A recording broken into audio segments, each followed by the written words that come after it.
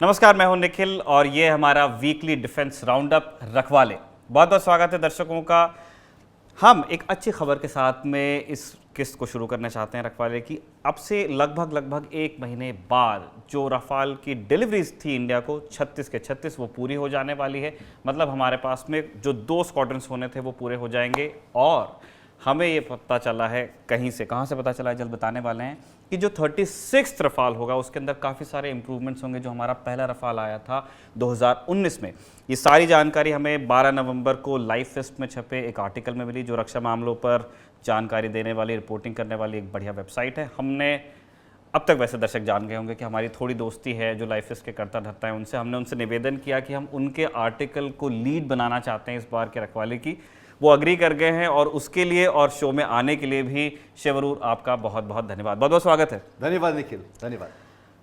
शिव, एक basic understanding रखवाले के जो रेगुलर व्यूअर्स हैं उनको रफाल के बारे में है। हम बहुत ज़्यादा डिटेल में जाएंगे नहीं, हम सीधे वहाँ पे चलते हैं कि ये जो जानकारी आपके आर्टिकल में हम देख रहे हैं कि पहला रफाल जो हमें 2019 में मिला और जो 36वां रफाल एक आध महीने में आने वाला है, इनमें किस तरह के चेंजेस की हम उम्मीद कर सकते हैं, जितनी जानकारी आप शेयर कर सकते हैं ऑब्वियसली।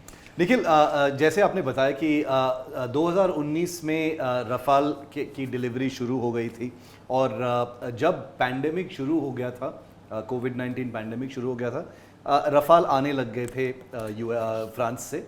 और जब डिलीवरी काफ़ी पेस बढ़ गया था, कुछ नंबर्स आ गए थे इंडिया में, तो 2020 में शुरू होकर उनका डिप्लॉयमेंट तैनात लद्दाख में हो गया था।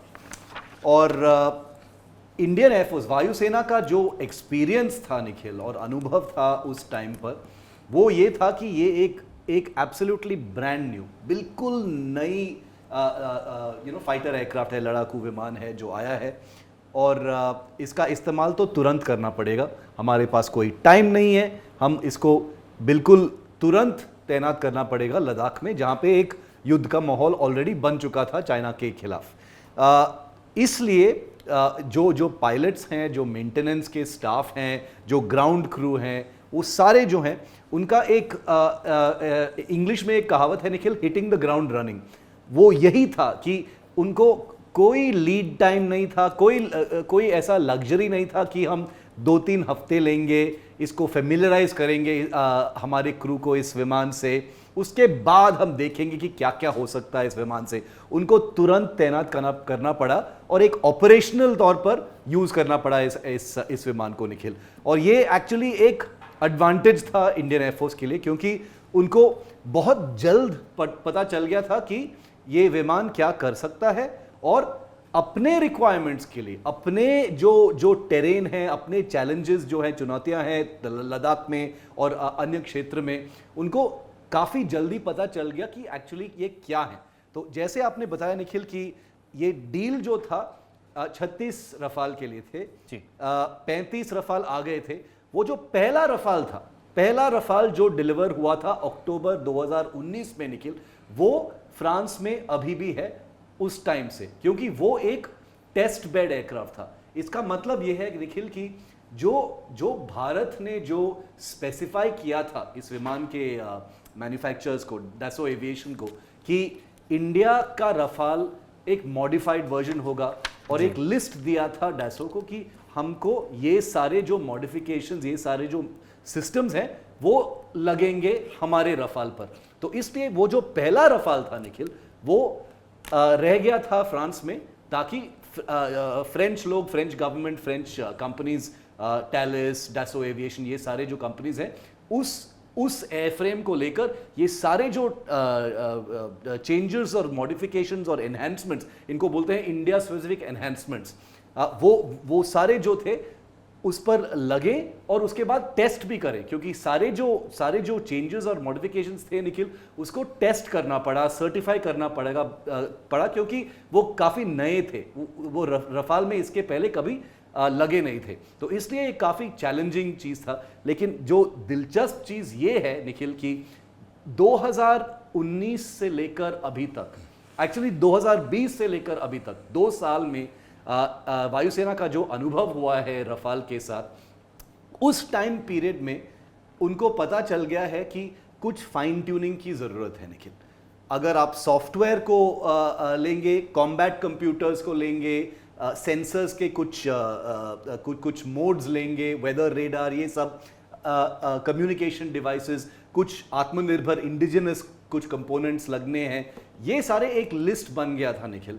और इंडियन एयरफोर्स और फ्रांस का पार्टनरशिप ऑलरेडी काफ़ी गहरा है निखिल। जैसे आपको पता है कि मिराज 2000 जो रफाल का प्रीडिसेसर, उस टाइम से 80 से लेकर अभी तक वो रिलेशनशिप काफ़ी गहरा है, काफ़ी अच्छा अंडरस्टैंडिंग है इंडिया वायुसेना और डासो के बीच में। तो इसलिए इंडियन एयरफोर्स ने एक टास्क फोर्स बना लिया था और उन्होंने फ्रांस को बताया कि देखो, हम ये रफाल यूज़ कर रहे हैं, अभी हम लद्दाख में भी यूज़ कर रहे हैं, और हमने सोचा कि कुछ हफ्ते अभी भी हैं जब तक आप वो फाइनली 36 एयरक्राफ्ट आप भेजेंगे टू कंप्लीट द ऑर्डर। दिसंबर में आएगा वो एयरक्राफ्ट। तो इंडियन एयरफोर्स ने एक नया लिस्ट बनाया था निखिल, जिसमें कुछ एडवांस्ड कम्युनिकेशंस, एनक्रिप्टेड कम्युनिकेशंस, कुछ एडिशनल सेंसर के कुछ एडिशनल मोड्स, कॉम्बैट मोड्स, कुछ क्लासिफाइड चीज़ें भी हैं जो उन्होंने एक नया लिस्ट बनाया था और उन्होंने फ्रांस को भेज दिया था कि देखो, क्या ये पॉसिबल है। हमको बिल्कुल पता है कि हमने ऑलरेडी एक अग्रीमेंट साइन किए हैं कि यही आएगा आपके साइड से, लेकिन अगर कोई प्रॉब्लम नहीं है, क्योंकि कोई एडिशनल कॉस्ट नहीं होगा इसका, अगर टाइम और कॉस्ट को हम बचा सकते हैं, क्या ये भी चेंजेस लग सकते हैं ये फाइनल रफाल में। तो फ्रांस ने इसको असेस किया, स्टडी किया, देखा, डैसो एविएशन ने उनके कंपनीज के साथ देखा और उन्होंने एक 5-6 दिन में रिप्लाई किया कि नो प्रॉब्लम, हम ये कर सकते हैं। तो इसलिए ये हो रहा है। शिव, एक बेसिक अंडरस्टैंडिंग तो ये है कि अगर आप कोई चीज़ किसी आप डील के बीच में हैं, आप इस्तेमाल कर रहे हैं, तो आप जो मैन्युफैक्चरर्स हैं, जो OEMs हैं, उनको आप एक फीडबैक दे रहे हैं और वो फीडबैक अगली जो किस्तें हैं, हम यही चाहते हैं हमारे जो तेजस की प्रोडक्शन लाइन है उसमें भी ये सारी चीज़ें हों। तो एक बेसिक फीडबैक तो जाता है और उसका स्वागत, जैसे कि आपने बताया, दासो ने किया। हम जब ये लाइफिस का आर्टिकल देख रहे थे, इसमें भी एक हिंट है और जिन सोर्स को कोट किया गया है उनका भी इस तरह का दावा है कि जो फाइनल रफाल होगा हमारे पास में, वो ऐसा हो सकता है कि जो इंडियन एयरफोर्स की कल्पना रही हो रफाल की, उससे भी बेहतर हो। हम चाहते हैं कि इसको आप थोड़ा सा डिकंस्ट्रक्ट करें कि हम समझते हैं कि माइनर एडजस्टमेंट्स हो सकते हैं, लेकिन ये कितने सिग्निफिकेंट चेंजेस होंगे, कितनी कैपेबिलिटीज़ इंक्रीज हो जाएंगी, क्योंकि जो मेजर पैरामीटर्स हैं, जो मेजर परफॉर्मेंस फिगर्स हैं, वो मेरे ख्याल बहुत ज़्यादा नहीं बदलते हैं। कुछ फाइन चीज़ें हैं, कितनी सिग्निफिकेंट है निखिल? ये काफ़ी सिग्निफिकेंट है, लेकिन जैसे आपने भी बताया कि रफाल एक ऑलरेडी काफ़ी एडवांस्ड वेपन्स प्लेटफॉर्म है। इसका इस्तेमाल तो बहुत सालों से ऑलरेडी हुआ है फ्रांस में, और भी देशों ने इस एयरक्राफ्ट को ऑर्डर किया है। लेकिन अभी जो 2 साल में वायुसेना का जो एक्सपीरियंस, ओनर एक्सपीरियंस जो हुआ है रफाल का निखिल, उनको एक लर्निंग एक्सपीरियंस हुआ है रफाल के बारे में। एक तो ये एक बिल्कुल नया एयरक्राफ्ट है, इसके पहले इंडिया ने कभी रफाल यूज़ नहीं किया। रफाल का प्रीडिसेसर जो है मिराज 2000, वो अभी भी सर्विस में है, लेकिन रफाल एक 4+ जनरेशन एयरक्राफ्ट है जो वायुसेना के पास कभी इसके पहले नहीं था। तो ये it was a new dawn as far as fighter aircraft was concern. लेकिन जो चेंजेस हैं निखिल, देखो, डिफेंस मैन्युफैक्चरिंग, ये जो सर्टिफिकेशन है, मॉडिफिकेशंस, टेस्टिंग, आपको भी पता है, हमारे दर्शकों को भी पता है निखिल, ये एक बहुत महंगा एक्सरसाइज है, काफ़ी टाइम भी लगता है, बहुत डिटेल में जाना पड़ता है। ऐसा नहीं है कि थोड़ा सा कोड करके मॉडिफिकेशन कर दो, बात खत्म, ऐसा बिल्कुल नहीं है। बहुत हफ्ते, महीने, साल लगते हैं मॉडिफिकेशंस को करने में। तो ऐसा नहीं है कि ये कुछ बड़ा मॉडिफिकेशन है कि एवरीथिंग गेट्स स्टॉल्ड और ये बिल्कुल स्लो डाउन हो जाता है या कुछ और पैसे लगेंगे इसमें, ऐसा कुछ नहीं था। लेकिन मैंने ये सवाल पूछा था मेरे सोर्स से वायुसेना में, उन्होंने बोला कि look at it like this, ऐसा नहीं है कि ये चेंजेस जो हैं ड्रामेटिक चेंजेस हैं कि आपको सारा जो काम है आपको रोकना है, इसको पहले करना है, नया कॉन्ट्रैक्ट साइन करना पड़ेगा क्योंकि एक एडिशनल कॉस्ट होगा। ये कुछ ऑलरेडी बिल्ट इन सिस्टम्स के ऊपर कुछ चेंजेस थे निखिल, जो इंडियन एयरफोर्स को इसके पहले कभी अंदाजा नहीं था। वो सिर्फ तब उनको रियलाइजेशन मिल गया था ये चेंजेस के ऊपर जब वो एयरक्राफ्ट आने लग गए थे, जब तैनात हुए थे लद्दाख में। मेरे पास वो डिटेल्ड इंफॉर्मेशन नहीं है कि ये मॉडिफिकेशंस क्या है निखिल, लेकिन मैं तो ये बिल्कुल बता सकता हूं कि एडवांस्ड एन्क्रिप्टेड कम्युनिकेशंस के ऊपर कुछ हैं, सेंसर मोड्स में कुछ है। सेंसर मोड्स का मतलब कि जो प्राइमरी रेडार है, जो सेंसर्स हैं रफाल में, वो उनमें कुछ मॉडिफिकेशंस हैं ताकि वो लद्दाख हाई ऑल्टीट्यूड एरियाज में बेटर परफॉर्म कर सके। इसका मतलब है कि रफाल जो ऑलरेडी तैनात हुआ है लद्दाख में, वो ऑलरेडी कॉम्बैट एयर पेट्रोल्स में उड़ चुके हैं निखिल। तो पायलट्स के फीडबैक को लेकर मिलिट्री प्लानर्स ने बोला है कि अगर हमारे पास ये मोड होता तो हम वी कैन सी बेटर। अगर हमारे पास एक ब्लेंडेड मोड होता, रेडार और इलेक्ट्रो ऑप्टिकल सेंसर्स के को अगर हम ब्लेंड करके एक फ्यूज्ड इमेज मिले, मैं सिर्फ स्पेक्युलेट कर रहा हूं, तो हमको we can see further into the Chinese side. As an example मैं बोल रहा हूं कि ऐसे टाइप के का फीडबैक आया था निखिल। तो इट्स अ ट्विन आंसर। ये है कि वो कोई ड्रामेटिक मॉडिफिकेशन, कोई इतना मोटा मॉडिफिकेशन नहीं है कि सारा काम रुक जाए, लेकिन ये काफी सिग्निफिकेंट गेम चेंजिंग मॉडिफिकेशंस हैं जो वायुसेना को सूट करें उस इलाके में। बिल्कुल, और आई एम श्योर कुछ ऐसे चेंजेस होंगे जो पब्लिक नहीं किए जाने वाले हैं। दर्शक जानते ही हैं कि दासो एक बहुत ऑब्सक्योर रहने वाली कंपनी है, वो उनके साइड से बहुत कम चीज़ें आपको सुनने को मिलती हैं और सर्विस तो नहीं ही आपको बताने वाली है। ये सारी चीज़ें हैं, यही रिपोर्टिंग होती है कि आप कहाँ से चीज़ें निकाल के लाते हैं। शिव, आपने ये आर्टिकल में लिखा भी है और हमारे दर्शक भी ये जानना चाहते होंगे कि अगर 36वां रफाल एक अपडेटेड वर्जन है सो टू स्पीक, तो पहले रफाल और जो 35 और आए हैं या इससे पहले के कुछ डिलीवरीज हैं, उनमें एक अपडेट की ज़रूरत है, किसी किस्म के रेट्रोफिटमेंट की ज़रूरत है।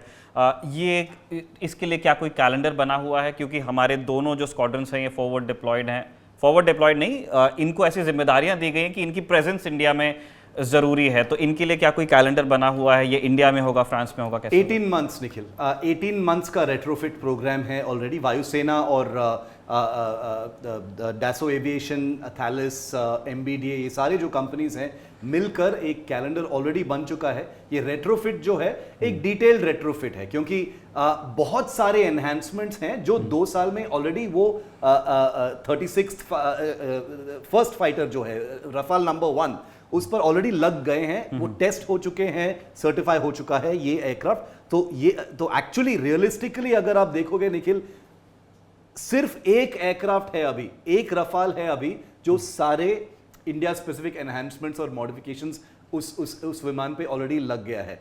बाकी सारे 35 जो रफाल्स हैं वो बेसलाइन रफाल्स हैं। कुछ मॉडिफिकेशंस हुए हैं उसमें वेपन्स को लेकर, लेकिन जो सॉफ्टवेयर और इंडियन सिस्टम्स को लेकर जो मॉडिफिकेशंस हैं वो अभी लगेंगे। तो एक 18 महीने का एक कैलेंडर ऑलरेडी बन चुका है निखिल।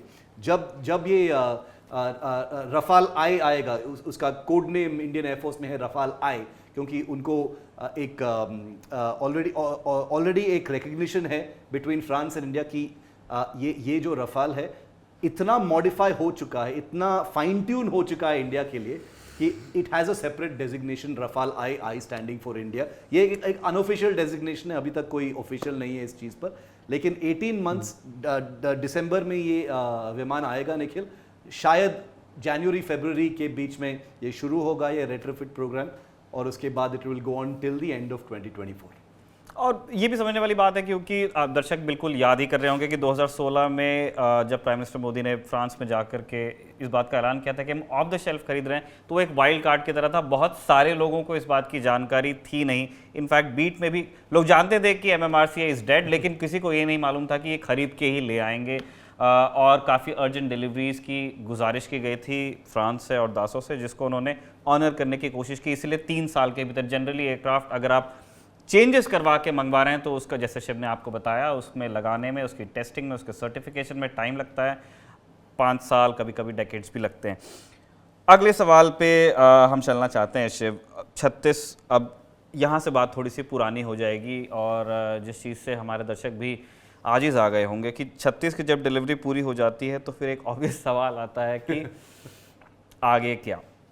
हमारे दर्शक जो रखवाले लगातार देखते हैं, नियमित रूप से देखते हैं, उन्हें आपकी एक बात याद होगी कि ये क्वेश्चन ऑफ पॉलिटिकल विल है। इन दुनिया भर में, इंडिया में भी और दुनिया के बाकी जो वेंडर्स हैं उनके पास में कटिंग एज वेपनरी है, मशीनरी है, आप जो चाहे खरीद सकते हैं, लेकिन ये एक पॉलिटिकल डिसीजन होगा कि कौन सी मशीन, कौन सा जेट, कौन सी गन आप खरीद के देते हैं फोर्सेस को, एंड ऑब्वियसली आपका पास कितना बजट है, आपकी किटी में कितना पैसा है।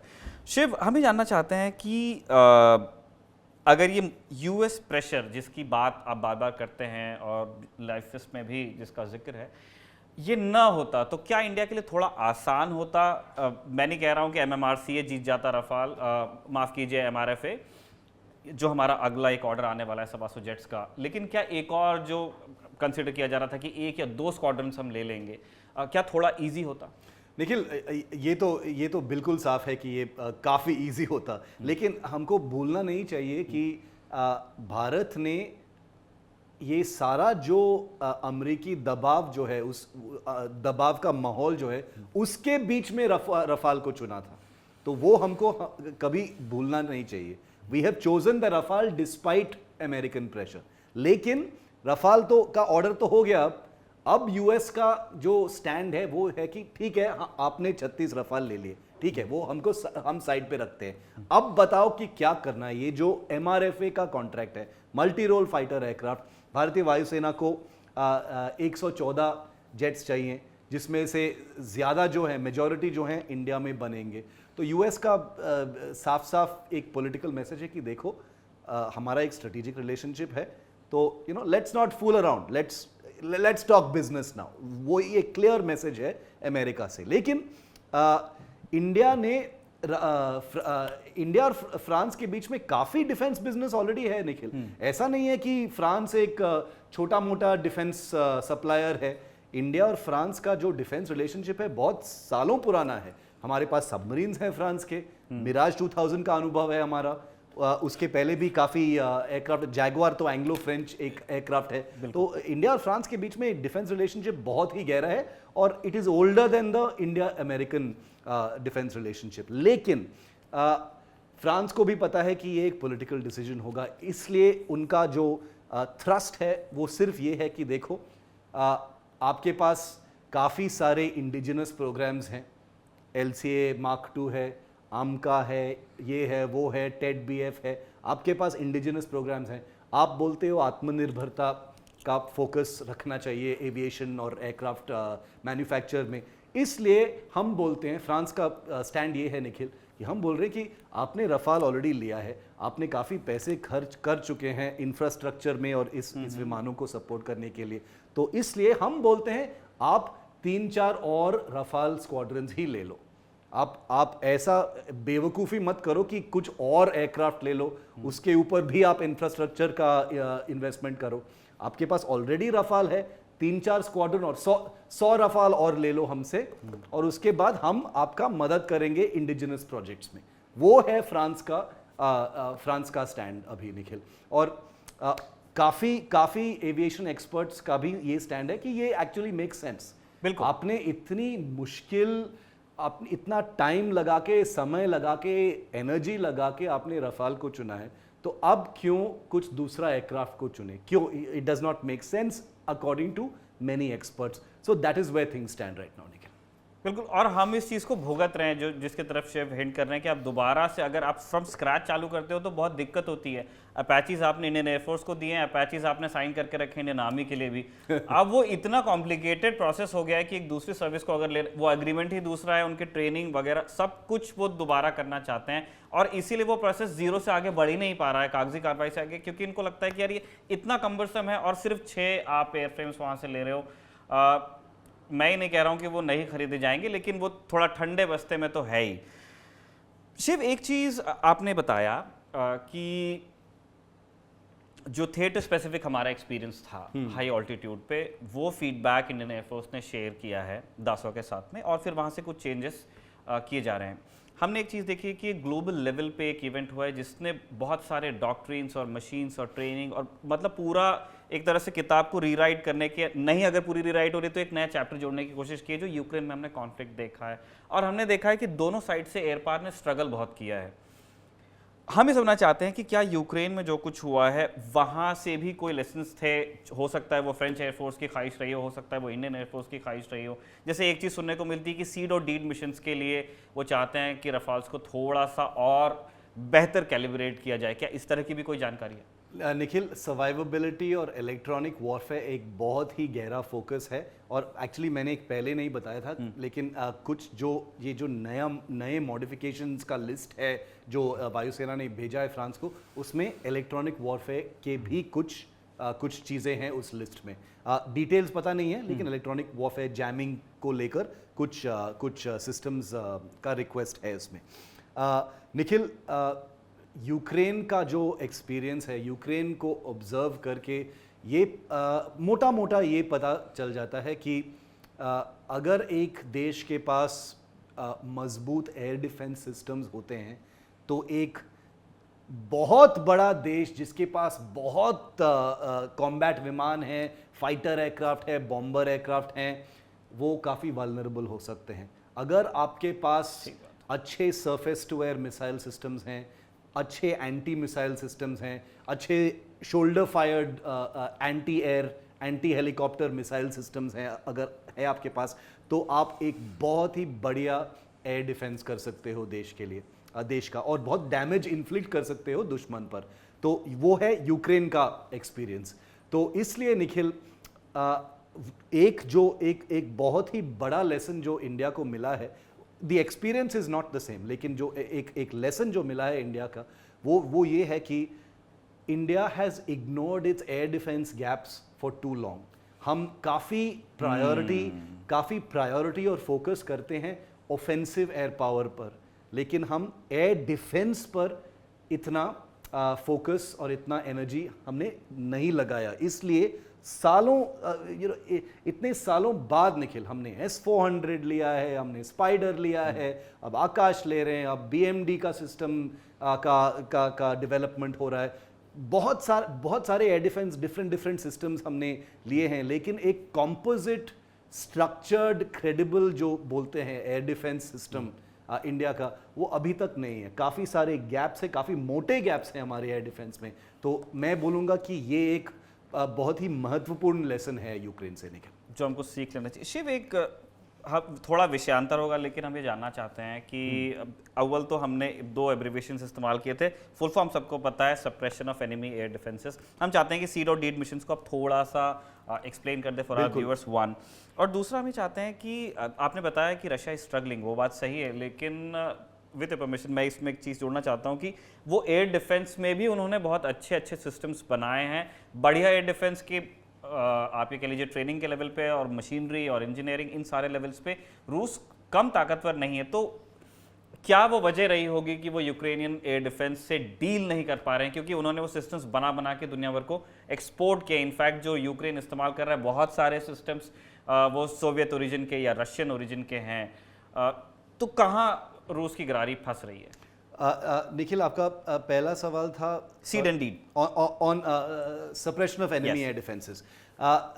Suppression of enemy air defences एक वर्ल्ड वॉर 2 को जब रेडार का ग्राउंड रेडार का आविष्कार हुआ था निखिल, उस टाइम को लेकर अभी तक suppression of enemy air defences एक स्पेसिफिक मिशन प्रोफाइल है वायुसेना, ग्लोबल वायुसेनाज में। यूरोप में हुआ था, वर्ल्ड वॉर 2 में हुआ है, उसके बाद सारे जो एयर बैटल्स हुए हैं, suppression of enemy air defences एक बहुत इंपॉर्टेंट चीज़ है। Suppression of enemy air defences और SEAD का मतलब ये है कि जो दुश्मन के जो एयर डिफेंसेस हैं, उनके जो रेडार्स हैं, उनके जो सरफेस टू एयर मिसाइल्स हैं, इसका मतलब कि ग्राउंड बेस्ड जो हथियारे हैं जो विमान को मार गिरा सके, उनको खत्म करना, वो होता है suppression of enemy air defences. लेकिन ये एक काफ़ी ट्रिकी चीज़ है, क्योंकि आपके पास विमान है, आप दुश्मन के जो एयर डिफेंसेस हैं आप उसको कैसे ख़त्म करेंगे? आप जैम कर सकते हैं, आप इलेक्ट्रॉनिक वॉरफेयर का इस्तेमाल कर सकते हैं, आप उसको मिसाइल से मारकर ख़त्म कर सकते हैं। ये सारा ये आप कर सकते हो, लेकिन जब आपका विमान उनके एयर स्पेस में जाता है, आप एक टारगेट बन जाते हो। इसलिए suppression of enemy air defences एक मैट्रिक्स ऑफ कैपेबिलिटीज होता है निखिल। आप मिसाइल्स भी इस्तेमाल कर सकते हो, electronic warfare to jam these systems, ये सारे is brought to bear in SEAD missions. लेकिन स्टेल्थ का जो the paradigm of stealth Nikhil, जो stealth 5th generation fighters, stealth fighters जो होते हैं, वो SEAD मिशंस में काफ़ी सक्सेसफुल रहते हैं, क्योंकि उनका विजिबिलिटी काफ़ी लो है। वो ग्राउंड रेडार से वो दिखते नहीं हैं, वो काफ़ी लो प्रोफाइल रहते हैं। तो इसलिए वो अंदर जाकर हॉस्टाइल एयर स्पेस जिसमें एयर डिफेंसेस हैं, सरफेस टू एयर मिसाइल्स हैं, थियोरेटिकली वो अंदर जाके जो एयर डिफेंसेस है उसको खत्म करके वापस आ सकते हैं। सो that is a pretty straight forward way of describing suppression of enemy air defences, लेकिन ये काफ़ी कॉम्प्लिकेटेड है। और दूसरा सवाल ये था कि रूस को इतनी तकलीफ क्यों हुई, बिकॉज उन्होंने भी एयर डिफेंस का बहुत बढ़िया हार्डवेयर वो लोग भी बनाते हैं। निखिल, रूस का air defence systems are on par with the world, ये तो किसी को डाउट नहीं होना चाहिए। S-400 सिस्टम जो इंडिया ने लिया है रशिया से, वो अमेरिका में भी उसका रेपुटेशन ये है कि वो एक शायद दुनिया में बेस्ट एयर डिफेंस सिस्टम है। वो ऑब्वियसली फॉर्मली नहीं बोलेंगे, लेकिन नेटो में S-400 का जो रेपुटेशन ये है कि ये it is among the best systems in the world. लेकिन निखिल, रशिया और यूक्रेन के बीच में जो एयर डिफेंस का जो अनुभव हुआ है अभी तक, वो ये है कि शायद एटलीस्ट जो फरवरी में जब ये युद्ध शुरू हुआ था, इन्वेजन शुरू हुआ था, और 1-2 महीनों में बहुत सारे आपको याद होगा कि बहुत सारे एयरक्राफ्ट वर शॉट डाउन। रशिया के बहुत सारे helicopters, attack helicopters, combat aircraft, fighters, transport aircraft मार गिराए थे यूक्रेन से। शायद रशिया को अंदाजा नहीं था कि नेटो इतने सारे एडवांस्ड वेपन्स यूक्रेन में फैला देंगे। स्टिंगर मिसाइल्स थे, गाइडेड मिसाइल्स थे। ऑलरेडी यूक्रेन का एयर डिफेंस सिस्टम जो था वो काफ़ी ठीक ठाक था, काफ़ी मॉडर्न ऑलरेडी था, लेकिन वो 2 महीनों में नेबरिंग कंट्रीज और नेटो की तरफ से इतने सारे एडवांस, और ये बहुत एडवांस्ड वेपन्स हैं निकल, ये far better than the Russian small weapons. S-400 तो एक advanced high level theatre level weapon है, लेकिन जो यूनिट लेवल में जो शोल्डर फायर्ड स्टिंगर टाइप के जो मिसाइल्स हैं, काफ़ी और सारे स्टार स्ट्राइक मिसाइल्स, बहुत सारे जो काफ़ी एडवांस्ड एयर डिफेंस मिसाइल्स जो जर्मनी और यूके से भी आए थे और यूएस से भी आए थे, I think the Russian aircraft were no match for that. तो इसलिए काफ़ी लॉसेस हुए थे इनिशियल डेज में। दरअसल यूक्रेन की तरफ जाने की एक वजह ये भी थी कि अब पिछले दिनों हमारे दर्शकों ने ध्यान दिया होगा, अगर वो फॉलो करते हैं बीट को, तो एयर चीफ मार्शल भदौरिया ने एक स्टेटमेंट दिया था। वो एक जगह बात कर रहे थे और उनकी बात में से ये हिस्सा खूब वायरल हुआ था कि जो अनुभव रूस के रहे हैं यूक्रेन में, बहुत सिमिलैरिटीज़ हो सकती हैं रशियन एयरफोर्स और इंडियन एयरफोर्स में, हार्डवेयर की तो है ही, ट्रेनिंग में भी है, लेकिन उन्होंने कहा कि हमारा काम करने का तरीका अलग है और हमने कुछ सबक लिए हैं, इसलिए हम चाहते थे कि इन चीज़ों की भी थोड़ी सी बात हो जाए। हम ये भी चाहते हैं कि हम जल्दी यूक्रेन से बाहर आएँ, क्योंकि यूक्रेन को लेके जो कुछ कहा जा रहा है वेटरन्स द्वारा, काफ़ी हीटेड डिबेट का विषय है। कभी उन विषयों को भी हम छुएंगे। हम चाहते हैं कि वो बहस थोड़ी सी आगे बढ़ जाए अभी, क्योंकि वो काफ़ी हीटेड आर्ग्यूमेंट्स चल रहे हैं। तो जब हमारे लेवल पे, छोटे लोगों के लेवल पे जब वो आ जाएगी, तब हम उसको भी छू लेंगे। ऑन दैट नोट हम रखवाले की इस किस्त को यहाँ पे कंक्लूड करते हैं। शुक्रिया शिबाब का, शुक्रिया हमारे दर्शकों का भी। अगर ये दर्शक हमारा एपिसोड शनिवार को दोपहर 2 बजे देख रहे हैं, जब ये रिलीज़ होता है, तो आप ध्यान रखिए कि 19 और 20 जो तारीख है नवंबर की, इस साल की 2022 की, आप ललन टॉप अड्डा में आ सकते हैं, मेजर ध्यानचंद स्टेडियम। आप कैसे आएंगे? आप चाहें तो रजिस्टर कर सकते हैं दी ललन टॉप के ऐप पे। होम पेज पे एक फ्लैग मिलेगा, बहुत बेसिक डिटेल्स आपको वहाँ पे डालनी है। अगर आप किसी वजह से रजिस्टर नहीं कर पाते हैं तो भी सोचने की ज़रूरत नहीं है, हम मौके पे आपको रजिस्टर कर लेंगे, आपको बस आना है। मेजर ध्यानचंद स्टेडियम 19 और 20, 18 तो आज है ही जब ये एपिसोड रिकॉर्ड हो रहा है। बहुत बहुत शुक्रिया आप सबका, देखते रहिए दी ललन टॉक। 3 साल के अंतराल के बाद एक बार फिर वक्त है आमंत्रण का, आइए मिलिए, क्योंकि शहर दिल्ली में फिर जमने जा रहा है ललन टॉप अड्डा। वो मौका जब स्क्रीन की सीमाएं टूटती हैं, हम वीडियो में दिखता कोई चेहरा बस नहीं रह जाते, आप किसी पोस्ट पर आए रिएक्शन का आंकड़ा बस नहीं रह जाते। अपनी शिकायतों, उम्मीदों, उल्लास और प्रेम के साथ चले आइए। पता है, मेजर ध्यानचंद नेशनल स्टेडियम, तारीख 18, 19 और 20 नवंबर। इंतजार सिर्फ आपका। ये लास्ट लाइन बहुत चीखी थी, जल्लू जल्लू लाना।